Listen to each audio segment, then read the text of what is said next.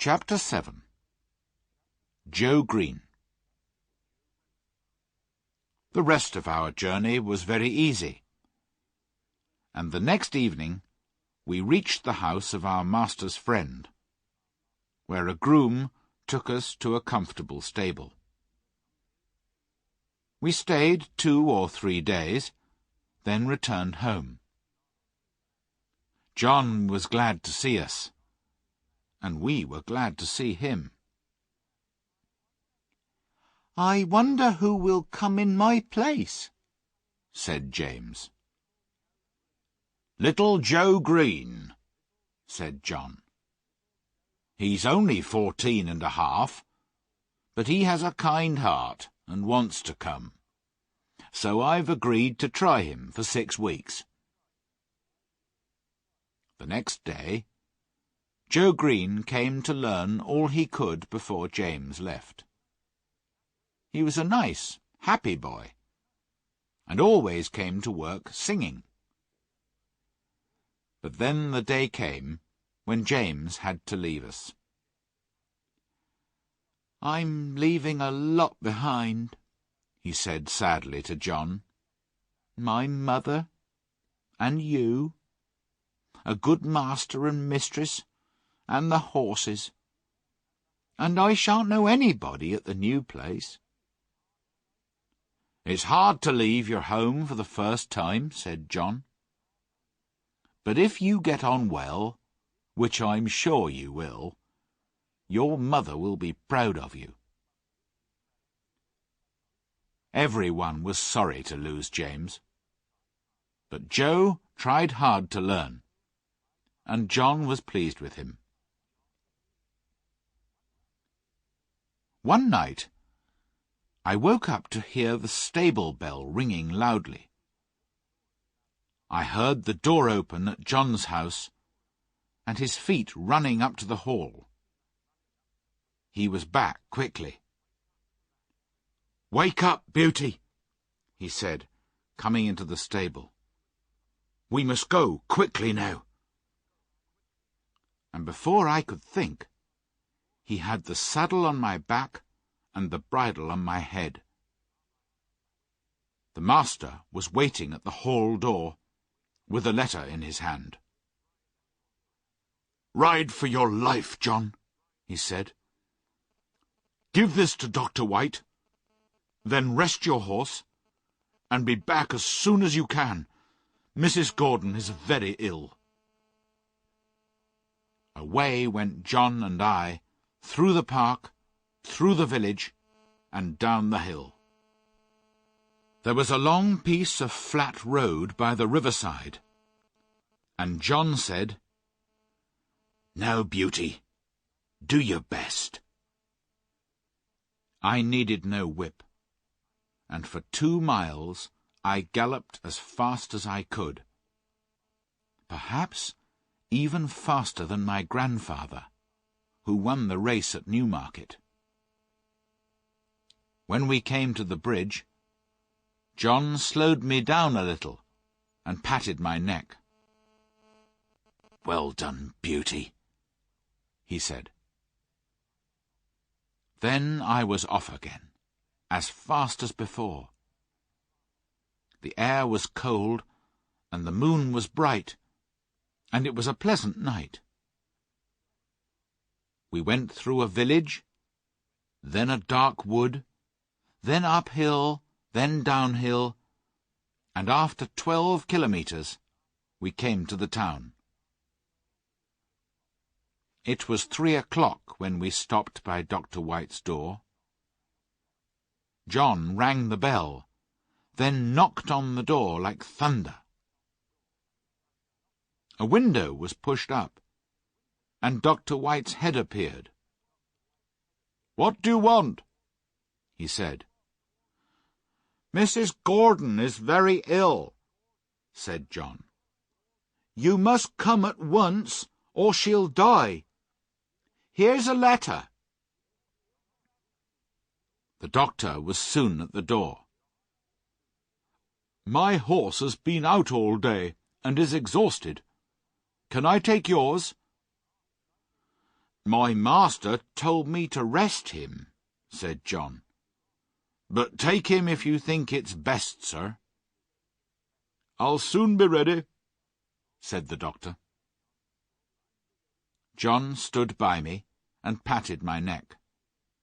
I was very hot. Then the doctor came out with his riding whip. You won't need that, sir, said John. Black Beauty will go until he drops.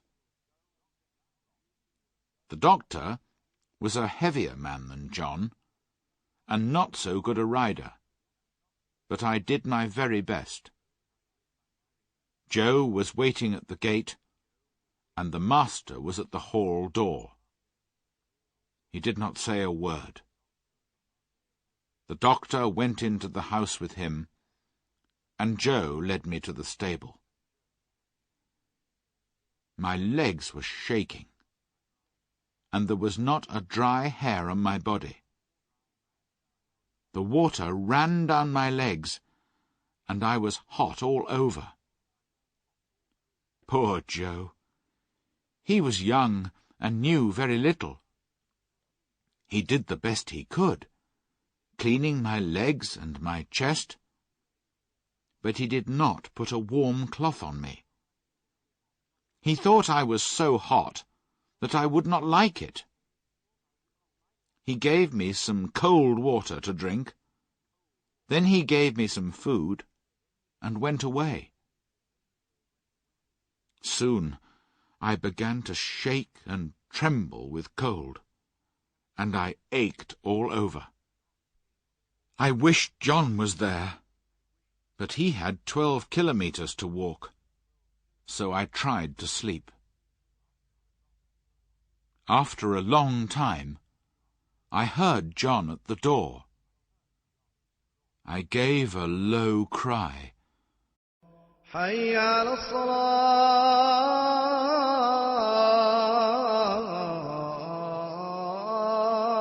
And he was at my side in a moment.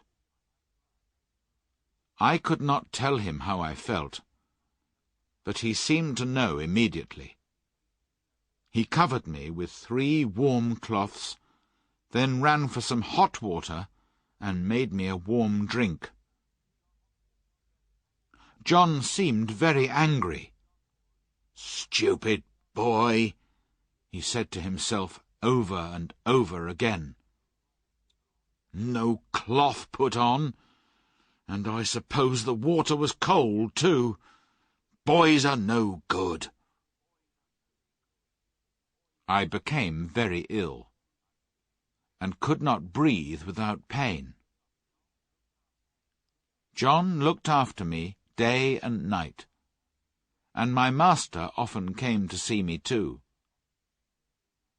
"My poor Beauty," he said one day. "My good horse.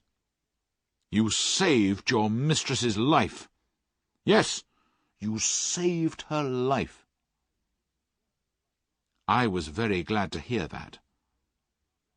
John told my master that he never saw a horse go so fast. One night, Tom Green, Joe's father, came to help John give me my medicine, then stayed for a while. At first, both men were silent. Then Tom said, "John, please say a kind word to Joe. The boy is heartbroken. He can't eat his meals, and he can't smile. He knows it's his fault Beauty is ill, but he did his best. He says if Beauty dies, no one will ever speak to him again. But he's not a bad boy." After a short pause, John said, "I know he meant no harm, but I'm proud of that horse, and I hate to think his life may be thrown away like this. But I'll give the boy a kind word tomorrow, if Beauty is better."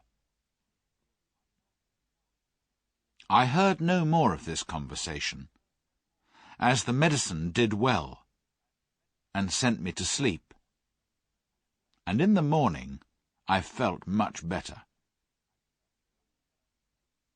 Joe learned quickly after this, and was so careful that John began to give him many things to do. One day John was out, and the master wanted a letter taken immediately to a gentleman's house about 5 kilometres away. He told Joe to saddle me and take it. The letter was delivered, and we were returning through a field where we saw a cart full of bricks. They were so heavy that the wheels of the cart were half buried in the soft ground, and the horses could not move the cart at all. The man leading the horses was shouting and whipping them without stopping. "Don't whip the horses like that," Joe shouted at him. "The wheels are half buried and won't move. I'll help you take some bricks out to make the cart lighter." "Mind your own business," said the man angrily. He was in a terrible temper, and more than half drunk. Joe turned me, and we galloped towards the house of the brickmaker, Mr. Clay. Joe knocked on the door.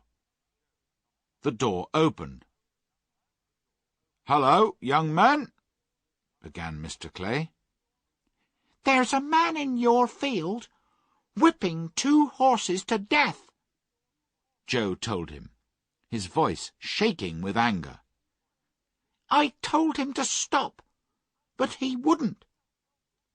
I offered to help him lighten the cart, but he refused. I think he's drunk. Please go, sir." "I will," said the man, and hurried off.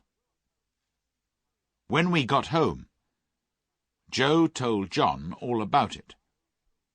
"You did the right thing," said John. "Many people would ride by and say it was none of their business. But cruelty is everybody's business." Just before dinner, the master sent for Joe.